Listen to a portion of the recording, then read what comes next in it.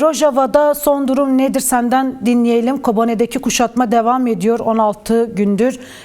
Ne elektrik, ne su, ne yakıt ulaştırılamıyor Kobane'ye. Şu anda orada da son durum nedir, senden dinleyelim.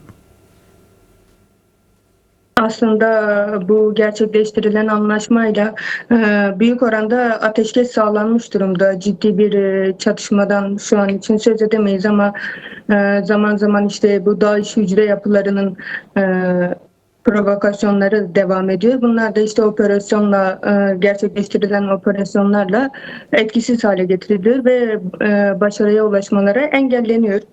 Bunun yanı sıra işte 3 gündür ilk Kobani'den başlamak üzere Haseki ve Kamışlo'da geçici Şam hükümeti yetkilileri bu bölgelere ziyaretler gerçekleştirdi. Özel yönetim yetkilileriyle, asayiş yetkililerle görüşmeler gerçekleştirildi ve özel yönetim yetkililerince bu kişiler belirlenen konumlara yerleştirildi. Buna dönük de zaten Haseki'de bir provokasyon yaratılmak istenmişti. Bunlara dönük bir saldırı gerçekleştirilmek istenmişti. Bu da yine asayiş güçleri tarafından etkisiz hale getirildi ve bu provokasyonun gerçekleşmesine izin verilmedi. Tabii genel olarak Rojava bölgesinde, Kürt bölgesinde şöyle bir durum söz konusu. Bir güvensizlik, bir endişe söz konusu halkta. Çünkü biliyorsunuz Şam'da bulunan HTŞ ya da işte Jolani ekibi bir cihadist yapı ve özel yönetimde ise demokratik, daha kadın özgürlükçü bir yapı yer alıyor. Bu iki birbirinden ayrı, birbirinden uzak yapının birbirine entegrasyonu nasıl olacak diye insanlarda soru işareti yaratıyor ve nasıl bir ortam oluşabileceğine dair kaygılar gözlemleniyor ama şu ana kadarki süreçte en azından ciddi bir sorun yaşanmadı. Ciddi bir sorunla karşılaşmadık en azından. Yine sizin de belirttiğiniz gibi Kobani'de abluka devam ediyor. Hala elektrik, su, işte sağlık ihtiyaçları karşılanamıyor. Hem Türkiye tarafında oraya geçen hazırlanan tırlar var, yardım konvoyları var. Onlar bırakılmıyor. Yine buradan herhangi bir şekilde destek şu an için gidemiyor yani.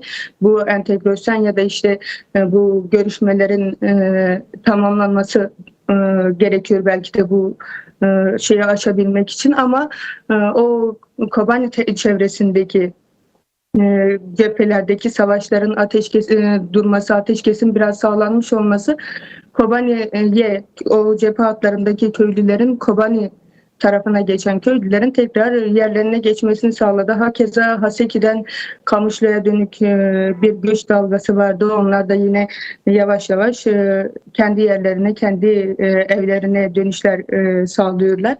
Bunun yanı sıra Haseki'ye atanan valilik bugün Şam'dan döndü. Şu saatlerde Haseki'ye ulaşması bekleniyor. Yine bunun için de coşkulu bir karşılama bekleniyor bu valilik açısından.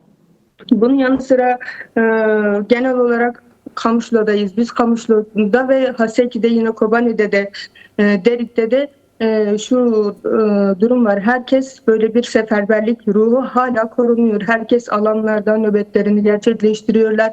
İşte her yer, her dükkan, her ev Kürdistani bayraklarla, YPG, YPJ bayraklarıyla süslenmiş durumda. Herkes o Kürt varlığını, Kürtlerin birliğini temsil eden semboller taşıyorlar ve bu sembolleri her yere asmış durumdalar.